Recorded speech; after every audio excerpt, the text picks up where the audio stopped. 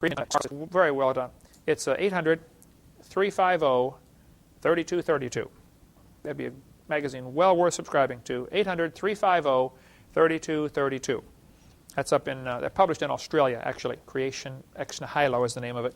And the back issues are like $5 each, and they've been doing this since, 10 years. If you really want to get a tremendous library, you could spend $100 probably and get all of the back issues. And just, or maybe $200 or something. It's just really, really good stuff in there. Enough to read for a long time. But that article is, goes into the science behind the Big Bang Theory. It's just a big dud. The second law of thermodynamics, and we must hurry here, says everything is tending toward disorder.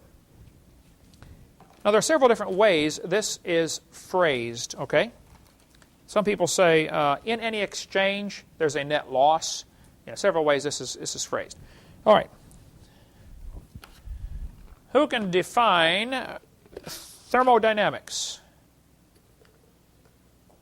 Tanya, heat power. Very good. Heat power. What is another more common term for cosmic evolution?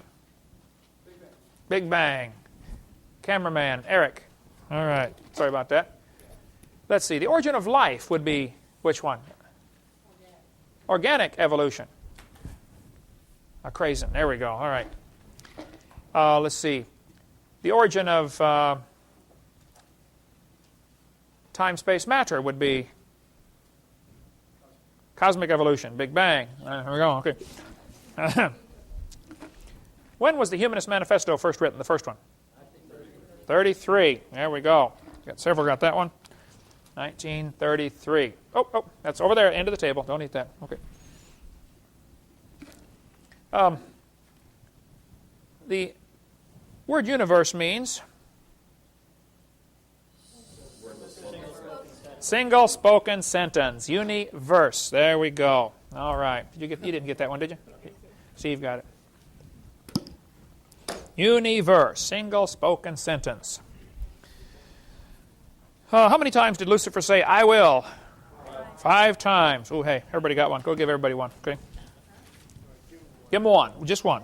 We want to whet their appetite, okay?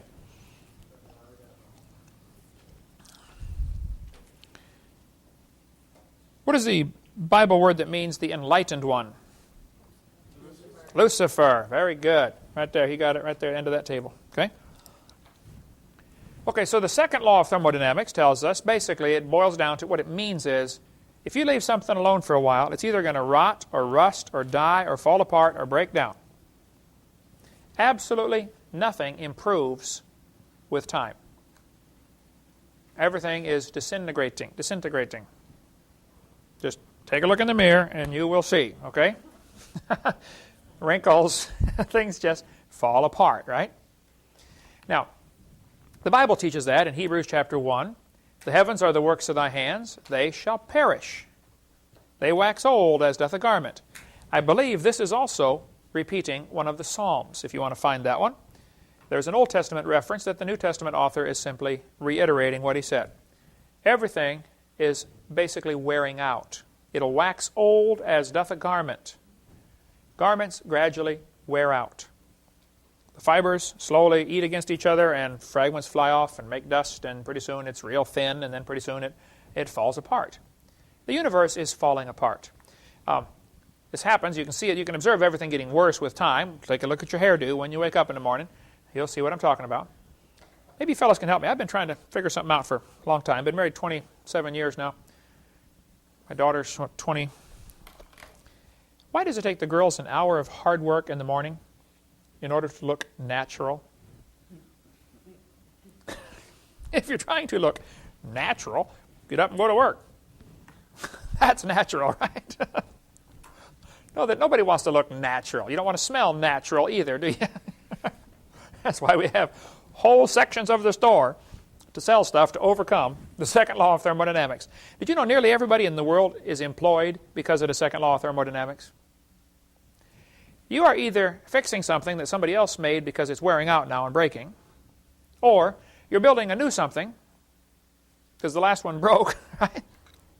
Really, if you think about it, that law employs just about the entire population of the world. We have to work just to maintain.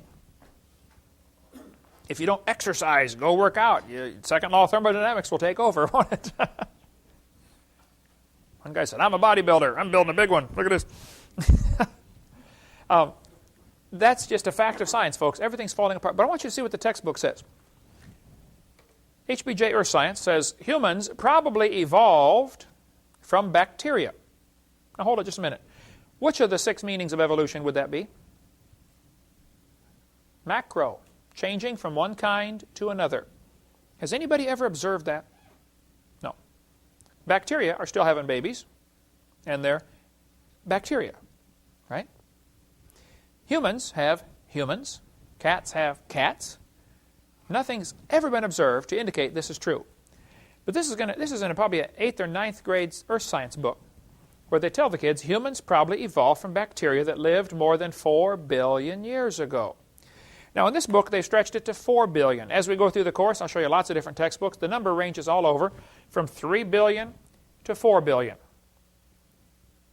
Now, if the universe began 4.6 billion years ago, by the way, in 1905, you can look it up in an old encyclopedia, they officially say the Earth is 2 billion years old. Just 100 years ago, they were saying it's 2 billion years old. Now they're saying it's 4.6 billion years old. Guess what it'll be in another 50 years? Something bigger number, right? The solution is always add more time. Back in 1770, they were saying it is 70,000 years old. The Earth is getting older, about 21 million years per minute, I believe. It's getting old fast. This textbook shows the kids a fossil starfish, and it says, nearly 3.4 billion years old, the remains of the early ancestors of modern human beings. Was your great-great-great-great-great-great-grandpa a starfish? Isn't this answering the question, where did I come from? Not very well, but that's what they're trying to answer, isn't it? Evolution is a religion that seeks to answer the 4 great questions of life. Where did I come from? Oh, I came from a starfish. Look at this one. 30 million years ago, I stop right there. I say, kids, let me translate that for you. What that really means is long ago and far away. It means a fairy tale is coming next. That's your warning right there. Fairy tale coming up.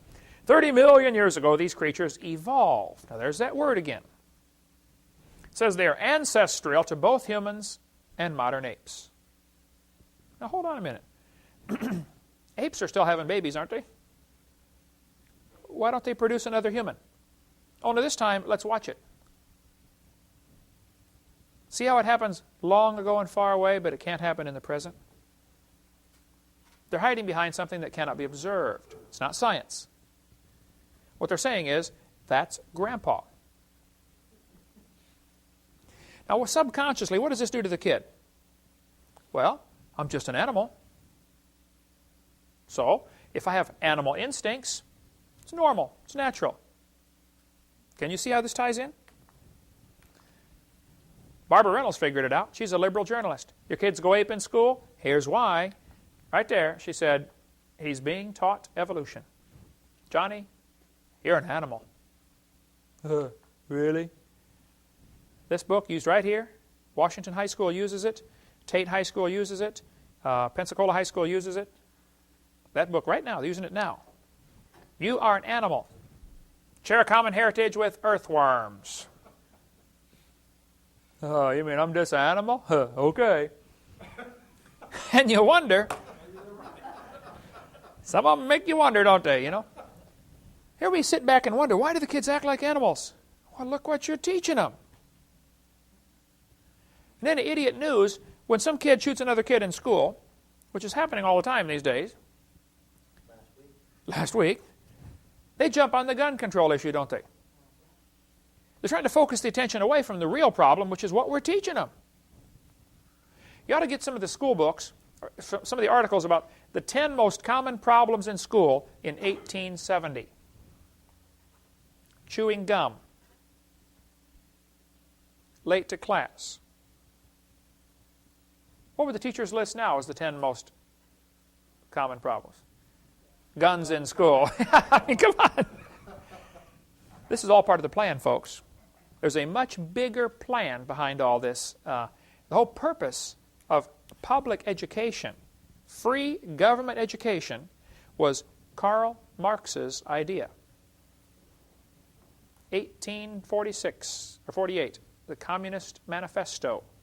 He gave 10 things to do to destroy a country, to make it communist. Number 10 on his list was free government education. 9 or 10. We can look at it. We get into more of that in video number 5, how this ties together. But we teach the kids they're an animal, and we stand back and marvel that they act like animals. If a kid thinks, I'm made in God's image and I'm going to stand before God someday, that may not stop him from doing every crime, but it'll sure help, don't you think? It can't hurt. Now, there have been a lot of horrible things done in the name of Christianity and in the name of various religions. I'm aware of all that. Okay. But if you tell all the kids there is no Creator, you will never be judged for anything that you do. All he's got to do is figure out a way to get by. He's got to be more clever. That's all. Folks, this philosophy is so dangerous. Next week we're going to talk about teachers can teach creation science in a public school. I spoke in 5 public schools last week. Perfectly fine to speak in, or 2 weeks ago, perfectly fine to teach the Bible in public schools and teach creation in public schools. We'll cover that in the next lesson. Thank you so much. Dismissed.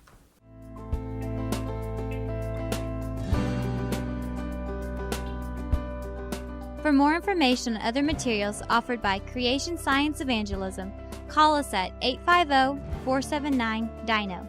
That's 850-479-3466.